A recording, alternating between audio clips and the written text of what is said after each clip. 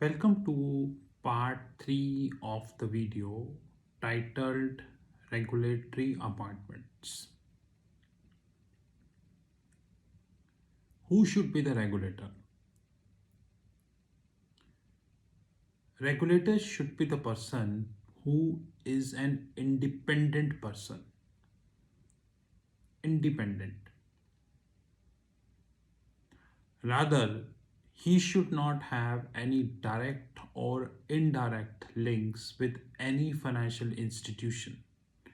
Because if he is holding any direct or indirect links with any financial institution, then it means somehow he is supporting that institution.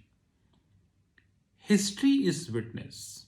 I repeat, history is witness that worldwide regulators are not only biased, rather, they manipulate it to the highest extent. Now, whether this is the natural gas manipulation issue that again happened in Europe and US, whether this is the LIBOR scandal, or whether this is the 12 regional presidents of Federal Reserve who votes for the FOMC, Federal Open Market Committee. Situation is more or less intact, which is that these appointments are hereby to support few selected people.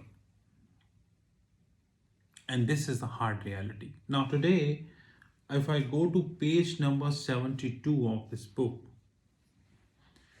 99% people do not aware about the Goldman Sachs. 99% people haven't seen the 10K of the Goldman Sachs. By the way, those who heard this word first time, they should be aware what the hell is 10K.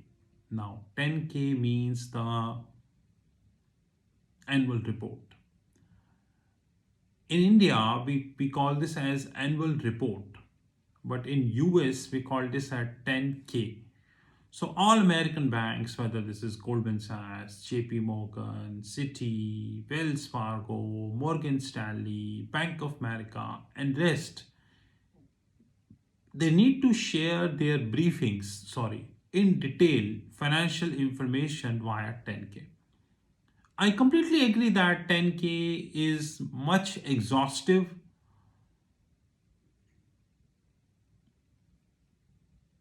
as compared to the Indian format, hardly any doubt. But having said that, there are various mistakes we have in 10K, and eventually our YouTube channel would bring this to you. So when we take the 10K of the Goldman Sachs, we will get to know about the power of the Goldman Sachs. As we speak, Goldman is all about 1 trillion plus balance sheet size. 1 trillion plus balance sheet size is not an easy job. 150 years old institution with so many partners on the board, having a complete FICC desk, fixed income, currency and commodities, a very super trading book, derivative book, which is which is widely, the information is available on their 10K, but I'm sure that 99% people haven't even read about the 10K of the Goldman Sachs, let it be honest. Now let me read a very special paragraph number 2 of this book. After completing his MBA at Wharton in 1979, Gensler was hired at age of 21 by Goldman Sachs. It was there he honed his skills for a bluff and negotiation, working on a big ticket size media deals like National Football 3.6 billion television right. Every 2 years, Goldman anoints a new crop of partner, to share in its vast profit. And at 30, Gensler was invited to join this club. At that time, he was second highest, second youngest partner in the firm 110-year-old history. Second youngest. Page number 72.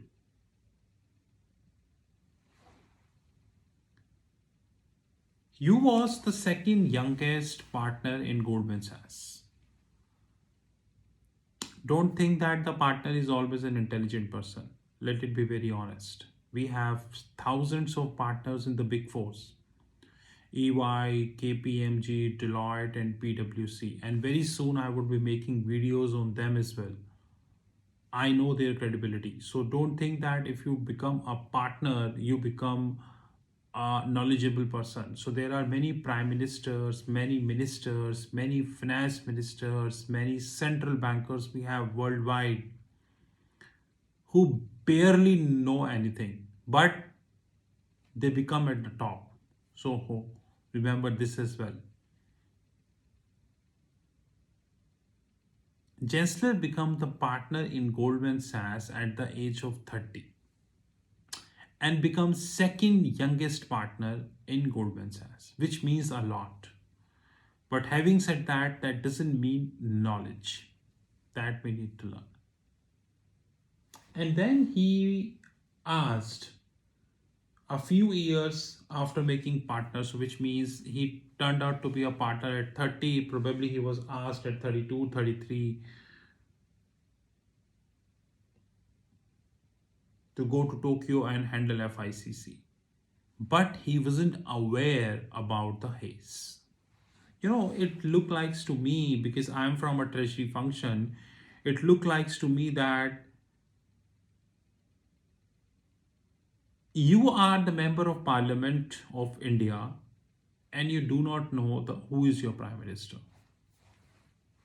But you are the member of parliament, you go to parliament, you attend the meetings, but you do not know who is the prime minister. Very good.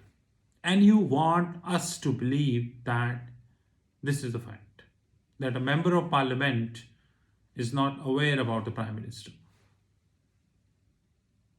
Similarly, a person who acted as a partner in Goldman at the age of 30 handled FICC, which includes the yen based swaps, is not aware about the Haynes. So he wasn't aware that what the hell Haynes is doing in UBS. As a FICC, as a person who was handling the FICC, he wasn't aware.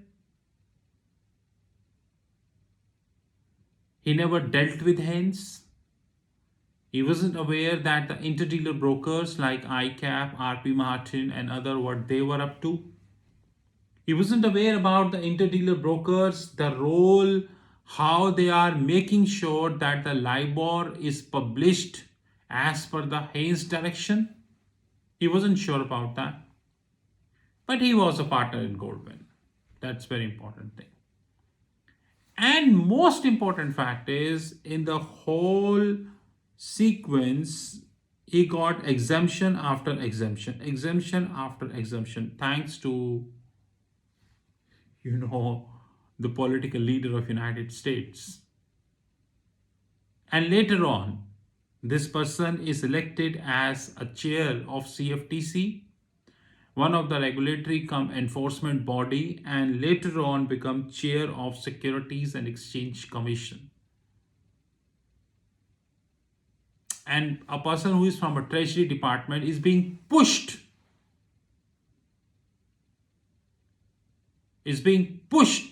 to the extent that I trust on this book.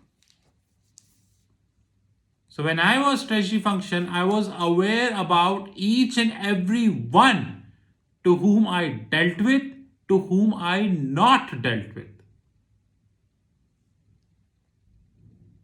I was aware about the people to whom I never dealt but the kind of personality they are up to. But I am not a Goldman partner. I not worked in Goldman. But he was a partner in Goldman at the age of 30, but he wasn't aware about the Haynes. He wasn't aware about what the hell UBS is up to. He wasn't aware about what the hell Haynes is doing with the yen swaps. This is a prime facie of how the regularity is working in the world, to whom we believe that they are the more efficient, they help the investor, and so on and so forth. But the hard reality is completely opposite of what we think. This is how exactly it works. This is Gary Gensler. In the part 4, I would be bringing the 10K of the Goldman Sachs, which I always read their 10K, and I let you know that how powerful is the Goldman Sachs. And still, if I believe the stupidity of this book, that Gary Gensler wasn't aware about what the hell happening in the fixed income, I am not at all stupid. I read the 10Ks of the banks, and very soon planning to have a videos on the 10Ks of the bank.